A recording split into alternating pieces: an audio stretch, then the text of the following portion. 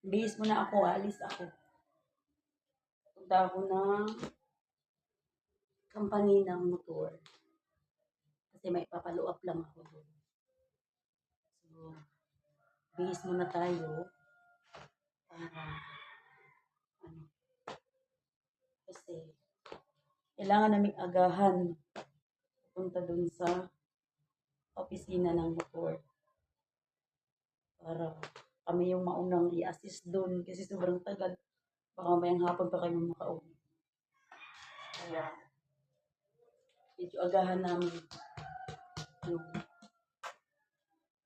pagpunta doon para kami yung mauna.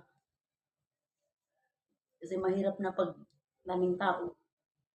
Baka di kami ma-assist ka agad. Tapos, ang oras kami makauwi.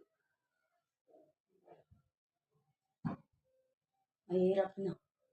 Unahan tayo. Maganda yung, kasi magpasirot pa ako ng passport, kontrata ko, saka yung ticket, kasi yun ang hinahanap. Wala nang ibang ano, yun lang. Ang hinahanap sa akin. Kasi pag ano ka, pag nag-apply ka, ng light motor, pag OFW ka, ang bilis ka nilang ma-approvean. Promise. Pag nag-apply ka ng ganon, ang bilis nilang ma-approvean. Yung ano, yun ang pinakagandahan dun sa,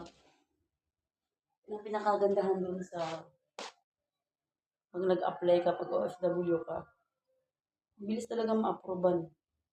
Hanapan ka lang nila ng ano, information kung nag-abroad ka ba.